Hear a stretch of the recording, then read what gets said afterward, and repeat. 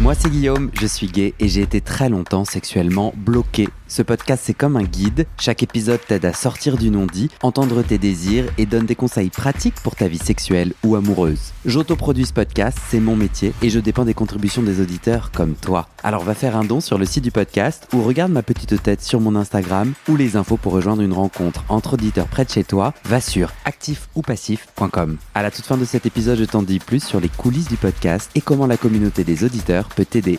Place à ton épisode, bonne écoute.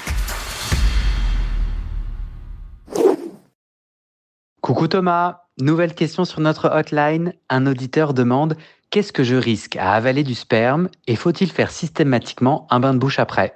Merci. Salut Guillaume, c'est Thomas Grunemwald, le médecin du centre de santé sexuelle le 190.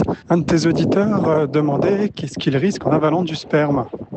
Il risque déjà une contamination au VIH qui est réputée comme assez faible, mais pour autant pas nulle.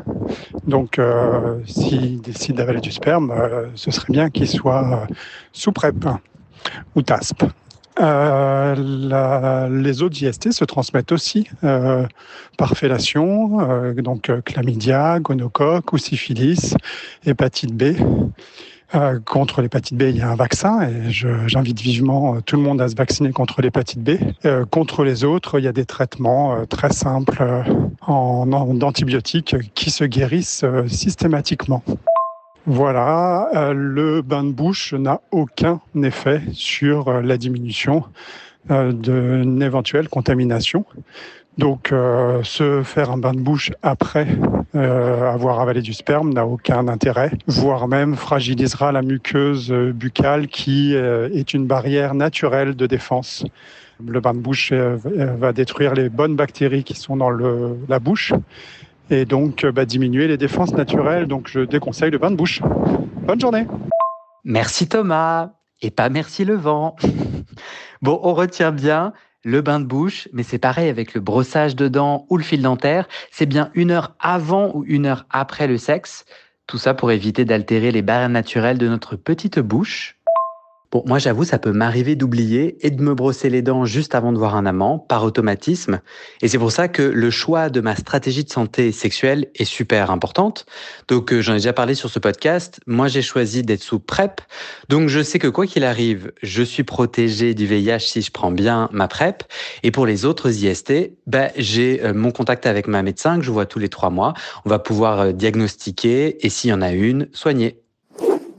Ah, et une dernière chose, si tu as une question pour cette hotline, mais tu la trouves trop bête ou simple, c'est parfait, ce sont les meilleurs. Je suis sûr, je te promets qu'on est nombreux à se la poser, ta question intime et bête, et on sera tous et toutes bien contents d'avoir la réponse.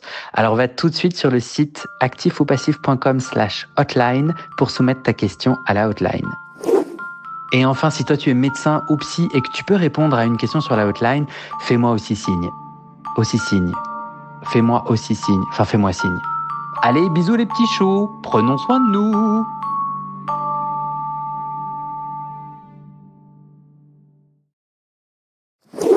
Et c'est la fin de cet épisode. Je te donne 4 raisons d'aller tout de suite sur le site du podcast actifoupacif.com. Numéro 1.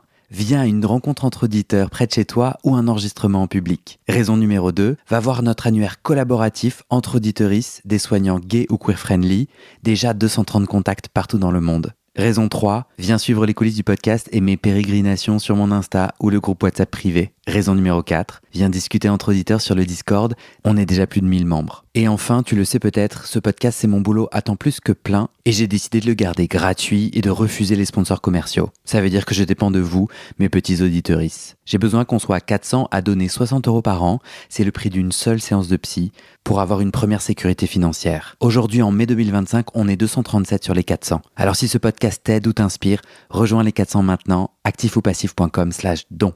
D-O-N. Tu peux aussi m'aider en mettant tout de suite 5 étoiles et en t'abonnant au podcast sur ta plateforme. C'est des petites actions qui poussent l'algorithme à proposer le podcast à plus de gens et ça m'aide à trouver des témoignages et des donateurices. Merci à toi et à très bientôt dans tes oreilles.